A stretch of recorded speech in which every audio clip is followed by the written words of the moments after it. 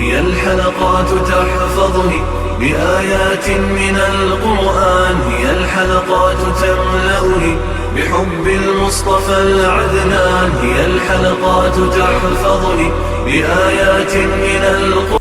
اعوذ باللہ من الشیطان الرجیم، بسم اللہ الرحمن الرحیم۔ ناظرین کرام، السلام علیکم ورحمۃ اللہ وبرکاتہ۔ انشاءاللہ تبارک و تعالی آج ہم لوگ پڑھیں گے النحو الکبیر کا سبق نمبر 18، فعل مضارع پر عمل کرنے والے حروف کے بارے میں۔ اچھا، یہ جو فعل مضارع پر عمل کرنے والے حروف کے بارے میں اب تک جو ہے وہ ہماری جو ہے وہ تقریباً جو ہے وہ 4 ویڈیوز جو ہے وہ بن چکے ہیں۔ آج جو ہے انشاءاللہ تعالی یہ ہماری 5ویں ویڈیو ہوگی، اور جو ہے وہ ہم لوگ پڑھ رہے ہیں فعل مضارع پر عمل کرنے والے حروف کے بارے میں۔ تو یہ ہوتے ہیں 4: ان، لن، کئی، اذن، ٹھیک ہے۔ ان اور لن کے بارے میں جو ہے وہ ہم لوگ پڑھ چکے ہیں۔ آج جو ہے وہ ہم لوگ پڑھیں گے کئی کے بارے میں۔ اچھا، کئی کا معنی کیا ہے، سب سے پہلے اس کے اوپر بات کرتے ہیں، اور کئی جو ہے وہ فعل مضارع پر کتنی طرح سے عمل کرتا ہے، کیونکہ ہم نے کہا تھا کہ لن جو ہے وہ 2 طرح سے عمل کرتا ہے، لفظی بھی عمل کرتا ہے، معنوی بھی عمل کرتا ہے، اور ان جو ہے وہ بھی فعل مضارع پر داخل ہوتا ہے، وہ بھی 2 طرح سے عمل کرتا ہے، ایک لفظی عمل اور ایک معنوی عمل، ٹھیک ہے۔ تو یہ دیکھتے ہیں کہ یہ جو ہے وہ کئی کیا معنی کیا ہے، اور یہ کئی تو ہے وہ کس طرح سے عمل کرتا ہے۔ تو یاد رکھیں کہ کئی جو ہے یہ بامعنی تاکہ کے تاکہ ہاں تم جو ہے وہ محنت کرو تاکہ جو ہے مطلب کامیاب ہو جاؤ، تو تاکہ کامیاب ہو جاؤ، ٹھیک ہے۔ تم جو ہے میں جو ہوں نماز پڑھتا ہوں تاکہ جنت میں چلا جاؤں، تو جنت میں جانے کے جو ہے نا میرا مقصد ہے جنت میں جانا، اور اس وجہ سے جو ہے میں نماز پڑھتا ہوں۔ میں محنت کرتا ہوں اس وجہ سے کرتا ہوں کہ میں کیا کروں، میں کامیاب ہو جاؤں۔ تو میرے محنت کرنے کا سبب کیا ہے، کامیابی، اور میرے نماز پڑھنے کا سبب کیا ہے، میں نماز اس وجہ سے پڑھتا ہوں تاکہ جنت میں چلا جاؤں، میں نماز اس وجہ سے پڑھتا ہوں تاکہ اللہ راضی ہو جائے۔ تو میرے نماز پڑھنے کا مقصد اللہ کو راضی کرنا ہے۔ تو المختصر یہ کہ یہ تاکہ کا لفظ میں نے آپ کو سمجھا دیا۔ تو اگر ہم لوگ اس کے عمل کے اوپر بات کریں تو کئی جو ہے وہ فعل مضارع پر صرف اور صرف لفظی طور پر عمل کرتا ہے، بس معنوی طور پر عمل جو ہے وہ نہیں کرتا ہے۔ یہ لفظی طور پر عمل کرتا ہے، معنوی طور پر عمل نہیں کرتا۔ اچھا، لفظی طور پر پھر عمل کیا کرتا ہے، یہ کیا اس کا عمل ان اور لن سے کیا ڈیفرنٹ ہے؟ نہیں۔ جو ان اور لن کا جو عمل ہے، ان اور لن کا کیا عمل ہے، وہ ضمہ اعرابی والے 5 صیغوں کو نصب دے دیتے ہیں، 7 مقامات سے نون اعرابی کو گرا دیتے ہیں، مبنی کا نون کو آل پہ چھوڑ دیتے ہیں۔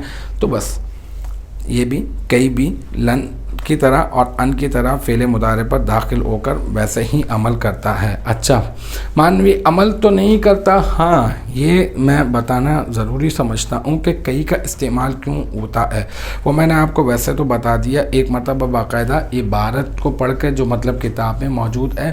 دیکھیں، معنوی لحاظ سے یہ جو ہے وہ آتا ہے سببیت کے لیے۔ کس کے لیے آتا ہے؟ سبب بیان کرنے کے لیے۔ مطلب میں نماز پڑھتا ہوں تاکہ اللہ کو راضی کر لوں، تو میں جو میرے نماز پڑھنے کا جو سبب ہے وہ کیا ہے، اللہ کو راضی کرنا۔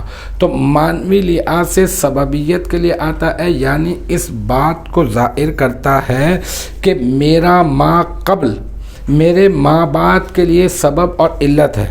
یعنی پہلے والا جو حصہ ہے نا جملے کا، یعنی کئی، دیکھیں بیچ میں مثال کے طور پہ یہ آپ لے لیں، ٹھیک ہے نا، تو یہ ہے کئی، ٹھیک ہے۔ اچھا، کئی سے کچھ پہلے ہے، ٹھیک ہے، اگر یوں عبارت لے کر جائیں تو اگر کئی سے کچھ پہلے ہے اور پھر کچھ کئی کے بعد ہے، ٹھیک ہے، یا پھر آپ ایسا کریں، اس کو جو ہے نا ہم لوگ جو ہے وہ ایسا کر لیتے ہیں، اسی سے ہی سمجھ لیں آپ، ٹھیک ہے۔ یہ جو ہے وہ کئی ہے، اور یہ جو ہے نا یہ کئی ہے، اور کئی سے کچھ پہلے ہے، یہ کئی سے کچھ پہلے ہے، اور یہ کئی کے کچھ بعد ہے، ٹھیک ہے۔ اچھا، جو کئی سے جو کچھ پہلے ہے اس کو ہم لوگ کہتے ہیں ما قبل، کئی کا ما قبل، ٹھیک ہے، اور جو کئی کے بعد ہے وہ ہوتا ہے کئی کے ما بعد۔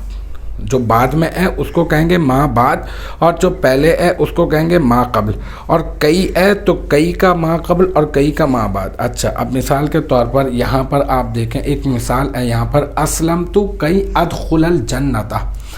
اسلمت فعل ہے، صیغہ واحد متکلم ہے، تو ضمیر اس کا فاعل ہے، اور جو ہے نا اپنا یہ فعل ماضی کا جو ہے وہ صیغہ ہے۔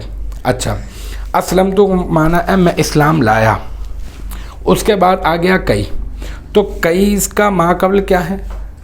اسلمت، اور اسلمت کا معنی کیا ہے؟ میں اسلام لایا۔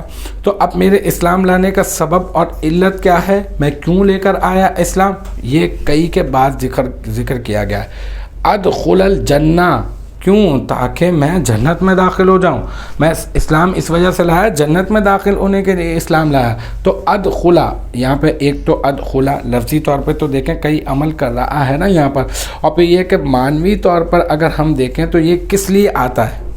عمل نہیں ہے اس کا، یہ معنوی طور پہ یہ کس لیے آتا ہے؟ تو یہ یاد رکھ لیں کہ یہ سبب اور سببیت کے لیے آتا ہے، یعنی یہ اس بات کو ظاہر کرنے کے لیے آتا ہے کہ میرا ما قبل میرے ما بعد کے لیے سبب اور علت ہے، یعنی یہ کہ مطلب اسلم تو میں اسلام لایا کیوں ہوں، کیوں اسلام لے کر آیا ہوں؟ تاکہ میں جنت میں داخل ہو جاؤں۔ تو یہ اس کا ترجمہ ہو گیا، میں اسلام لایا تاکہ میں جنت میں داخل ہو جاؤں۔ تو مجھے امید ہے کہ یہاں تک کی بات جو ہے وہ آپ کی سمجھ میں آ گئی ہوگی انشاءاللہ تبارک و تعالی۔ نیکسٹ ٹائم اگلی ویڈیو اگلی کلاس کے ساتھ ملاقات ہوگی، جب تک آپ اپنا بہت خیال رکھیے گا۔ وآخر دعوانا ان الحمدللہ رب العالمین۔